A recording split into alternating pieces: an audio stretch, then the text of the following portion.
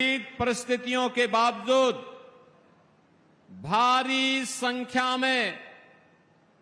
आज के इस लोकार्पण और शिलान्यास कार्यक्रम के साक्षी बन रहे महसी, नानपारा और जनपद बहराइच के मेरे सभी उपस्थित बहनों और भाइयों, मैं सबसे पहले भारत की विरासत, भारत के शौर्य और भारत की प्राकृतिक छटा के लिए विख्यात नानपारा की इस पावन धरा को, जिस पावन धरा में बालार्क ऋषि ने अपनी साधना के माध्यम से, महाराजा सुहेलदेव ने अपने शौर्य के माध्यम से और 1857 के प्रथम स्वातंत्र समर के अमर सेनानी राजा बलभद्र सिंह चहलारी के बलिदान से इस पावन धरा को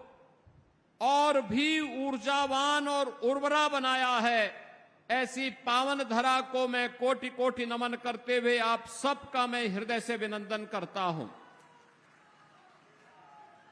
बहनों और भाइयों, मुझे एक बार फिर से आज यहां पर बहराइच जनपद में आने का अवसर प्राप्त हुआ है। पिछली बार बलहा विधानसभा क्षेत्र के भरतापुर में 500 लोगों को पुनर्वास की दिशा से हमें आने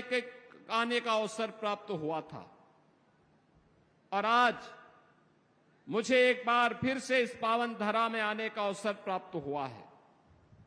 बहनों और भाइयों, जब मैं बहराइच को देखता हूं तो बहराइच मुझे विकसित भारत की उज्जवल तस्वीर अगर किसी जनपद में दिखाई देती है, उनमें से बहराइच भी एक महत्वपूर्ण जनपद है।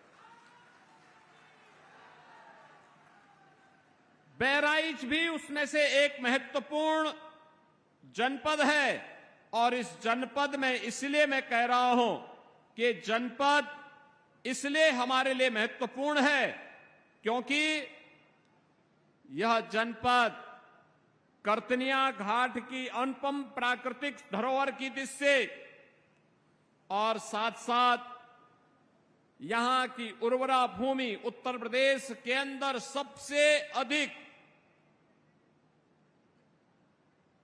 नेचुरल फार्मिंग के लिए यानी प्राकृतिक खेती के लिए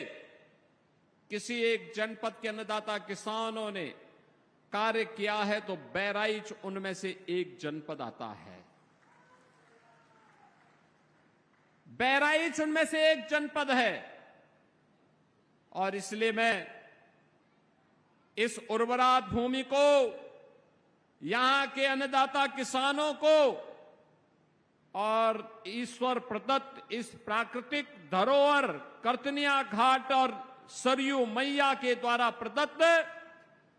इस प्राकृतिक धरोहर के लिए भी आप सबको मैं बधाई देता हूं, आपका अभिनंदन करता हूं।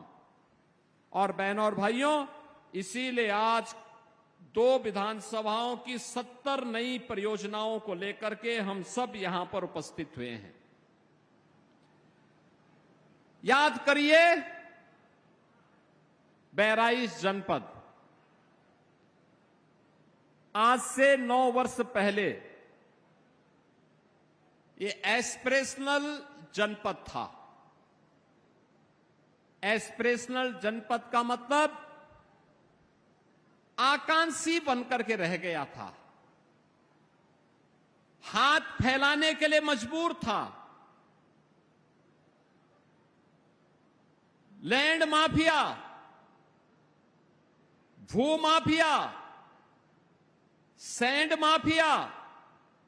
वन माफिया, ये सभी इस जनपद पे हावी होकर के